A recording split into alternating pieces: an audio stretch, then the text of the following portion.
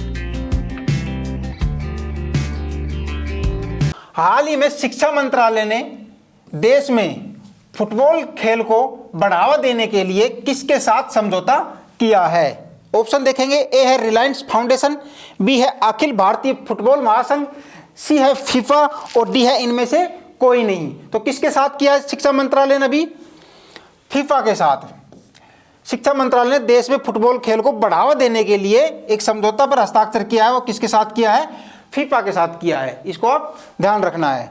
Next देखेंगे। हाल ही में elite 500 test wicket club में शामिल होने वाले दूसरे भारतीय गेंदबाज कौन बने हैं? ए है जसप्रीत बुमराह, बी है रविंद्र जडेजा, सी है रविचंद्र अश्विन और डी है कुलदीप यादव। तो आप स्क्रीन के ऊपर देख पा रहे हैं रविचंद्र अश्विन जी। रविचंद्र अश्विन ये दूसरे गेंदबाज बन गए हैं जो 500 विकेट के क्लब में शामिल हुए हैं। पहले गेंदबाज की बात की भारतीय की तो अनिल कुंबले जी हैं, उन्होंने 619 विकेट लिए हैं। और सर्वाधिक टेस्ट विकेट की बात की जाए तो मुथैया मुरलीधरन हैं, वो श्रीलंका के हैं, जिनके नाम 800 विकेट हैं। इनको भी आपको देखना है, ठीक है। नेक्स्ट देखेंगे, हाल ही में चेन्नई ओपन एटीपी चैलेंजर का एकल वर्ग का खिताब किसने जीता है? ऑप्शन है, ए है साकेत माइनेनी, बी है लुक्का नार्दी, सी है सुमित नागर और डी है रामकुमार रामनाथन। तो चेन्नई ओपन एटीपी चैलेंजर का खिताब, जो एकल वर्ग का खिताब था, वो सुमित नागर जी ने जीता है। सुमित नागर जी के बारे में बात कर लेते हैं। सुमित नागर ने फाइनल में इटली के नुक्का नार्दी को सीधे सेटों में हराकर जीत दर्ज की है और साथ ही एटीपी मेंस सिंगल्स रैंकिंग में ये टॉप 100 में शामिल हो गए हैं और इन्होंने पहली बार चेन्नई ओपन एटीपी चैलेंजर का एकल वर्ग का खिताब अपने नाम किया है, ठीक है। ये सुमित नागर जी हैं। नेक्स्ट देखेंगे, हाल ही में भारतीय महिला बैडमिंटन टीम ने एशिया चैंपियनशिप के फाइनल में किस टीम को हराकर स्वर्ण पदक जीता? ऑप्शन देखते हैं, ए है थाईलैंड, बी है श्रीलंका, सी है चीन और डी है पाकिस्तान। तो किसको हराया है अभी फाइनल में? थाईलैंड को।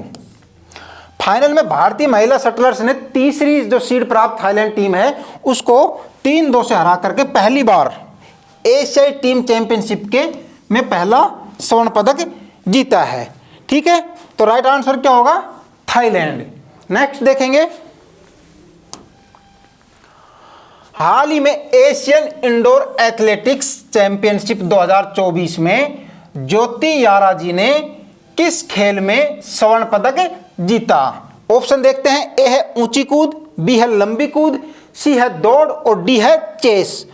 तो इंडियन की बात की जाए तो एशियन इंडोर एथलेटिक्स चैंपियनशिप 2024 में ज्योति यारा जी ने दौड़ में स्वर्ण पदक जीता है। ज्योति यारा जी ने 17 फरवरी को ईरान में आयोजित एशियाई इंडोर एथलेटिक्स चैंपियनशिप 2024 में महिलाओं की 60 मीटर बाधा दौड़ में स्वर्ण पदक जीता है, ठीक है। नेक्स्ट देखेंगे, हाल ही में भारतीय हैमर थ्रोअर रचना कुमारी पर कितने साल का प्रतिबंध लगा है? ऑप्शन है, ए है 1 साल, बी है 5 साल, सी है 7 साल और डी है 12 साल। तो कितने साल का प्रतिबंध लगा है? 12 साल का। रचना कुमारी है, ये हैमर थ्रोअर है जिनके ऊपर ये डोपिंग का चार्ज लगा था, इस वजह से इनके ऊपर 12 साल का प्रतिबंध लगाया गया है। नेक्स्ट देखेंगे, हाल ही में आईपीएल की सर्वकालिक महान टीम का कप्तान किसे नामित किया गया है? ऑप्शन है, ए है डेविड वार्नर, बी है रोहित शर्मा, सी है गौतम गंभीर और डी है एमएस धोनी।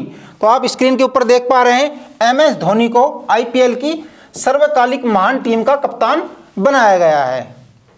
नेक्स्ट देखेंगे, प्रमुख व्यक्ति और नियुक्ति से सवाल है। हाल ही में आईआरसीटीसी के नए प्रबंध निदेशक के रूप में किसने पदभार ग्रहण किया है? ऑप्शन है, ए है संजय कुमार जैन, बी है राजीव प्रसाद सिंह, सी है अलख पांडे और डी है आलोक सिन्हा।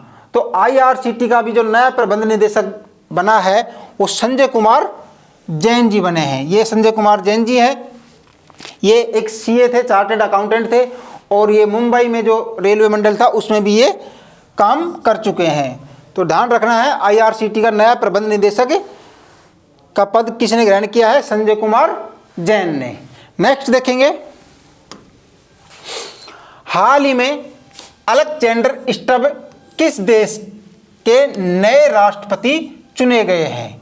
ऑप्शन है, ए है नॉर्वे, बी है अर्जेंटीना, सी है हंगरी और डी है फिनलैंड। तो अलेक्जेंडर स्टब की बात करें तो ये फिनलैंड के नए राष्ट्रपति चुने गए हैं। नेक्स्ट देखेंगे, ये अलेक्जेंडर स्टब है, इसको आप देख लीजिए। हाल ही में भारत के चीफ ऑफ डिफेंस स्टाफ दिवंगत जनरल बिपिन रावत की प्रतिमा का अनावरण कहाँ किया गया? ऑप्शन है ए है वाराणसी, बी है देहरादून, सी है हरिद्वार और डी है नई दिल्ली। तो कहाँ पर किया गया है? देहरादून में। भारत के पहले CDS थे ये, chief of defence staff general Bipin Rawat. Bharat के जो रक्षा मंत्री जी हैं राजनाथ सिंह जी, उन्होंने उत्तराखंड के देहरादून में टॉन्स ब्रिज स्कूल में भारत के पहले चीफ ऑफ डिफेंस स्टाफ दिवंगत जनरल बिपिन रावत की प्रतिमा का अनावरण किया है। ये जनरल बिपिन रावत की प्रतिमा लगाई गई है कहाँ पर? उत्तराखंड के देहरादून में टॉन्स स्कूल में, टॉन्स ब्रिज स्कूल में। ठीक है, नेक्स्ट देखेंगे। हाल ही में भारत की पहली हेलीकॉप्टर आपातकालीन चिकित्सा सेवा कहां प्रारंभ होगी? ए है सिक्किम, बी है हिमाचल प्रदेश, सी है जम्मू कश्मीर और डी है उत्तराखंड। तो भारत की पहली हेलीकॉप्टर आपातकालीन चिकित्सा यानी कि हम एम्बुलेंस कह सकते हैं, तो कहां प्रारंभ होगी? ये उत्तराखंड में। उत्तराखंड में ये करीब 150 किलोमीटर का एरिया कवर करेगी। कोई भी इमरजेंसी होगा तो वहां पर ये जो हेलीकॉप्टर आप देख पा रहे हैं, इससे उसका रेस्क्यू किया जाएगा और नज़दीकी अस्पताल में उसका इलाज करवाया जाएगा। तो ये देश की पहली हेलीकॉप्टर आपातकालीन चिकित्सा सेवा है जो कि उत्तराखंड में प्रारंभ होगी। ठीक है, हाल ही में BPCL किस भारतीय हवाई अड्डे पर देश का पहला हरित हाइड्रोजन संयंत्र स्थापित करेगा? ऑप्शन देखेंगे। ए है बेंगलुरु, बी है कोलकाता, सी है मुंबई और डी है कोची। तो कहां पर पहला हरित हाइड्रोजन संयंत्र स्थापित करेगा? कोची में। भारतीय refinery Bharat petroleum Corp limited, जिसको हम BPCL बोलते हैं, ने कोचीन अंतर्राष्ट्रीय हवाई अड्डे के अंदर 1000 किलोवाट का हरित हाइड्रोजन संयंत्र का निर्माण और संचालन करने की घोषणा की है। ठीक है, नेक्स्ट देखेंगे। हाल ही में प्रसिद्ध दिगंबर जैन संत आचार्य श्री विद्यासागर जी ने कहां पर समाधि ली है? ए है छत्तीसगढ़, बी है उत्तर प्रदेश, सी है मध्य प्रदेश और डी है उत्तराखंड। तो अपने जैन प्रसिद्ध दिगंबर जैन संत की बात की जाए, आचार्य श्री विद्यासागर जी ने छत्तीसगढ़ के डोंगरगढ़ स्थित चंद्रगिरी तीर्थ स्थल में इन्होंने समाधि ली है। छत्तीसगढ़ के डोंगरगढ़ स्थित चंद्रगिरी तीर्थ स्थल में इन्होंने समाधि ली है। ठीक है, आचार्य श्री विद्यासागर जी ने। नेक्स्ट देखेंगे। हाल ही में किस देश में बने पहले हिंदू मंदिर का उद्घाटन नरेंद्र मोदी जी ने किया है? ऑप्शन है। ए है UAE, बी है UK, सी है कनाडा और डी है USA। तो कहां पर किया है? UAE में। UAE की राजधानी अबू धाबी में बना पहला स्वामी नारायण हिंदू मंदिर का उद्घाटन किया गया है और इस मंदिर की बात की जाए तो ये नागर शैली में बनाया गया है। दोस्तों, बहुत इंपॉर्टेंट सेशन चलता है आपका करंट अफेयर्स का। अभी यूपी पुलिस का एग्जाम हुआ था, उसमें भी आपके इन्हीं से ही करंट अफेयर्स के क्वेश्चन पूछे गए थे, इसलिए आप क्लास में कंटिन्यू बने रहें। नेक्स्ट देखेंगे।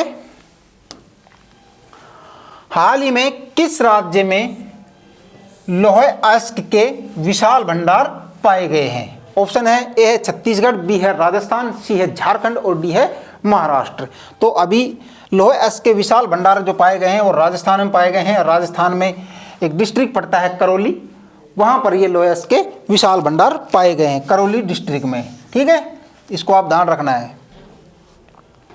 नेक्स्ट देखेंगे। हाल ही में पहली बार डिजिटल इंडिया फ्यूचर स्किल शिखर सम्मेलन का आयोजन कहाँ किया गया? ऑप्शन है। ए है उदयपुर, बी है भोपाल, सी है इंदौर और डी है गुवाहाटी। तो कहाँ पर किया गया है? पहली बार डिजिटल इंडिया फ्यूचर स्किल शिखर सम्मेलन गुवाहाटी में किया गया, असम में ही पड़ता है। ठीक है, ये आप फोटो देख सकते हैं। पहली बार डिजिटल इंडिया फ्यूचर स्किल्स का सम्मेलन जो हुआ है वो गुवाहाटी में हुआ है। नेक्स्ट देखेंगे, अब पुरस्कार से देखेंगे। हाल ही में यूएई की वर्ल्ड गवर्नमेंट समिट 2024 में किसे 90वें गवर्नमेंट टेक पुरस्कार से सम्मानित किया गया है? ऑप्शन है, ए है दक्षिणी कोरिया, बी है यूएसए, सी है भारत और डी है जापान। तो किसको किया गया है? अपने देश भारत को 90वें गवर्नमेंट टेक पुरस्कार से सम्मानित किया है यूएई सरकार ने। संयुक्त अरब अमीरात के द्वारा स्थापित यह वार्षिक पुरस्कार रचनात्मक और नई खोजों के लिए दुनिया भर की सरकारों, संगठनों और केंद्रों को दिया जाता है। और भारत को यह पुरस्कार क्यों दिया गया है? भारत को यह पुरस्कार सरकारी सेवाओं में कृत्रिम बुद्धिमत्ता के क्षेत्र में उल्लेखनीय कार्य करने के लिए यह पुरस्कार प्रदान किया गया है। ठीक है, नेक्स्ट देखेंगे। हाल ही में ज्ञानपीठ पुरस्कार 2023 किसे प्रदान किया गया है? ऑप्शन है, ए है राम भद्राचारी, बी है गुलजार, सी है दामोदर मोजो और डी है ए और बी दोनों। तो ज्ञानपीठ पुरस्कार 2023 से राम भद्राचार्य जी और गुलजार जी को यह पुरस्कार दिया गया है। यह भारत का सबसे पुराना और सबसे प्रतिष्ठित साहित्य पुरस्कार है। इसमें पुरस्कार स्वरूप 21 लाख रुपये, एक वाग्देवी की मूर्ति और एक प्रशस्ति पत्र प्रदान किया जाता है। ये गुलजार साहब जी हैं और ये आचार्य श्री राम भद्राचार्य हैं। ये बहुत ही ज्ञानी लोग हैं, ये संस्कृत के विद्वान हैं और ये हिंदी साहित्य में जो फिल्मों के लेखक भी हैं ये। तो ठीक, इनको ध्यान रखना है आपको। ठीक है, किसको मिला है ज्ञानपीठ पुरस्कार 2023? राम भद्राचार्य जी को और गुलजार जी को। इंपॉर्टेंट क्वेश्चन है, एग्जाम में पूछा जा सकता है अभी ये। अर्थशास्त्र से देखेंगे। हाल ही में अंतर्राष्ट्रीय मुद्रा कोष IMF के अनुसार दुनिया की तीसरी सबसे बड़ी अर्थव्यवस्था का खिताब किसने हासिल किया है? ए है यूके, बी है भारत, सी है जापान और डी है जर्मनी। तो किसने किया है अभी? जर्मनी ने। जर्मनी ने अभी शीर्ष 5 देशों की बात की जाए तो अमेरिका आता है पहले नंबर पे, दूसरे पे चाइना आता है, तीसरे पे जर्मनी, चौथे पे जापान और 5वें पे अपना देश भारत आता है। अभी जर्मनी ने जापान को पछाड़ करके तीसरी अर्थव्यवस्था घोषित की अपने आप को। ठीक है, तो तीसरी अर्थव्यवस्था वाला राज्य देश कौन सा बना है? जर्मनी बना है।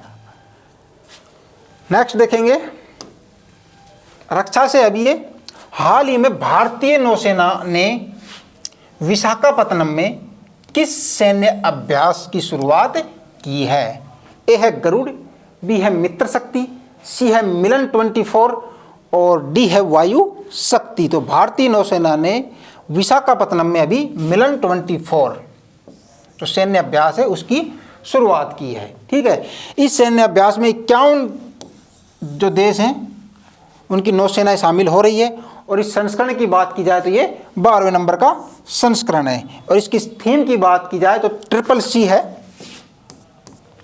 सौहार्द, सामंजस्य और सहयोग। इस युद्ध अभ्यास जो चल रहा है सैन्य अभ्यास, इसकी ये थीम है सौहार्द, सामंजस्य और सहयोग। मिलन 24 की बात की जाए तो ये हर 2 साल में होने वाला सैन्य युद्ध अभ्यास है जिसकी शुरुआत 1995 में हुई थी। इसमें उस समय केवल 4 देश ही इसमें सम्मिलित थे। अब की बात की जाए तो 51 देश इसमें भाग लेते हैं। तो कहाँ पर किया गया है? ये विशाखापत्तनम में किया गया है। और कौन सा सैन्य अभ्यास है ये? मिलन 24। संस्करण की बात की जाए तो ये 12वें नंबर का संस्करण है। ठीक है, नेक्स्ट देखेंगे विज्ञान और प्रौद्योगिकी से। हाल ही में चर्चा में रहा अलास्का पोकस का संबंध किससे है? ए है जीवाणु, बी है कवक, सी है विषाणु और डी है प्रोटोजोआ। तो अलास्का पॉक्स की बात की जाए तो एक वायरस है, विषाणु है। अलास्का पॉक्स ये अलास्का में है, पाया गया है। एक विषाणु जनित रोग है। एक डबल स्ट्रैंडेड DNA वायरस है जो चेचक, मंकी पॉक्स और काउ पॉक्स के समान जीन्स से संबंधित है। ठीक है, नेक्स्ट देखेंगे। इनकी PDF आपको लिंक में मिल जाएगी, आप वहाँ से भी डाउनलोड कर सकते हैं और अपने भविष्य के लिए आप इनको रख सकते हैं नोट्स बनाकर। ठीक है, तो देखते हैं नेक्स्ट क्वेश्चन। हाल ही में मौसम संबंधी सैटेलाइट इनसैट 3DS किसने लॉन्च किया है? ऑप्शन देखेंगे, ए है जाक्सा, बी है नासा, सी है इसरो और डी है रोस्कोसमोस। तो राइट आंसर क्या होगा? मौसम संबंधी सैटेलाइट इनसैट 3DS किसने लॉन्च किया है? अभी इसरो ने किया है। भारतीय स्पेस एजेंसी है ये। इसकी बात की जाए तो ये क्या कार्य करेगा? ये आधुनिक तकनीकी से लैस है और यह सैटेलाइट मौसम पूर्वानुमान और प्राकृतिक आपदा चेतावनी का अध्ययन करेगा। इनसैट 3DS इसरो ने लॉन्च किया है और इसके लॉन्च करने का जो मुख्य उद्देश्य है वो मौसम पूर्व अनुमान और प्राकृतिक आपदा की जो चेतावनी है उसका ये अध्ययन करने वाला है। नेक्स्ट देखेंगे, हाल ही में साउंड टेक्नोलॉजी आधारित एंटी ड्रोन सिस्टम का विकास किसके द्वारा किया गया है? ऑप्शन देखेंगे, ए है IIT जम्मू, बी है IIT गुवाहाटी, सी है IIT दिल्ली और डी है IIT कानपुर। तो किसके द्वारा अभी ये एंटी ड्रोन सिस्टम का बनाया गया है? IIT जम्मू द्वारा। IIT जम्मू में इलेक्ट्रिकल इंजीनियरिंग विभाग के एक प्रोफेसर हैं डॉक्टर करण नथवानी जी। उन्होंने ये ध्वनि प्रौद्योगिकी पर आधारित एक एंटी ड्रोन प्रणाली विकसित करने की सफलता हासिल की है। तो किसने किया है? ये IIT जम्मू ने इसको बनाया है। एंटी ड्रोन सिस्टम है ये और इसको बनाने का श्रेय जाता है प्रोफेसर डॉक्टर करण नथवानी जी को। ठीक है, नेक्स्ट देखेंगे, योजना से सवाल है दोस्तों। प्रधानमंत्री सूर्य घर मुफ्त बिजली योजना को किसने लॉन्च किया है? ए है राजनाथ सिंह जी, बी है द्रौपदी मुर्मू, सी है एस जयशंकर और डी है नरेंद्र मोदी जी। तो किसने लॉन्च किया है? अभी माननीय प्रधानमंत्री श्री नरेंद्र मोदी जी। राजनाथ सिंह जी आपको पता है रक्षा मंत्री है, द्रौपदी मुर्मू राष्ट्रपति है और एस जयशंकर विदेश मंत्री है। तो नेक्स्ट देखेंगे, हाल ही में वृक्षारोपण में सामुदायिक भागीदारी को प्रोत्साहित करने के लिए वन मित्र योजना किसने प्रारंभ की है? ए है राजस्थान, बी है गुजरात, सी है हरियाणा और डी है पंजाब। तो किसने की है वन मित्र योजना? हरियाणा सरकार ने हरियाणा वन मित्र योजना प्रारंभ की है। इस योजना में को हम बोल सकते हैं पेड़ लगाओ पैसे कमाओ योजना। इस योजना के माध्यम से युवाओं को वृक्ष लगाने के लिए और उनके रखरखाव के लिए हरियाणा सरकार द्वारा प्रति माह उनको मानदेय या मानदेय दिया जाएगा। ठीक है, कुछ रुपए दिए जाएंगे सरकार द्वारा, उसको लगाने से लेकर उनका रखरखाव तक के लिए हरियाणा सरकार द्वारा ये योजना चलाई गई है, हरियाणा वन मित्र योजना। ठीक है, पैसे पेड़ लगाओ पैसे कमाओ योजना। तो आप फटाफट इस योजना का लाभ उठाइए।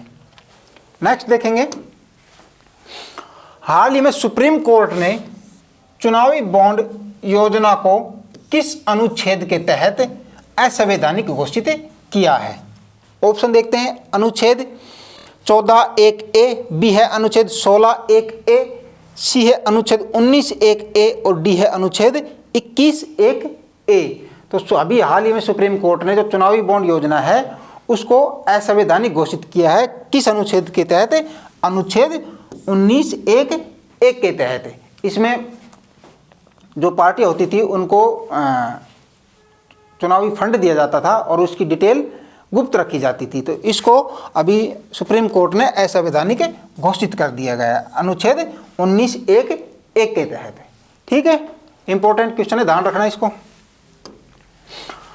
हाल ही में हर घर जल योजना के तहत 100% कवरेज हासिल करने वाला पहला उत्तर पूर्वी राज्य कौन सा बन गया? ए है मणिपुर, बी है असम, सी है मेघालय और डी है अरुणाचल प्रदेश। तो 100% जो हर घर जल योजना है उसको कवरेज करने वाला नॉर्थ ईस्ट का जो राज्य की बात की जाए तो वो अरुणाचल प्रदेश है। ठीक है, हर घर जल प्रमाणित पहला राज्य की बात की जाए तो वो गोवा है और केंद्र शासित की बात की जाए तो वो दादर और नागर हवेली और दमन और दीव है। ठीक है, तो अरुणाचल प्रदेश बना है अभी हाल ही में और पहले राज्य की बात की जाए तो वो गोवा है, और केंद्र शासित राज्य की बात की जाए तो दादरा और नागर हवेली एवं दमन और दीव है। ठीक है, नेक्स्ट देखेंगे, विविध से देखेंगे अभी।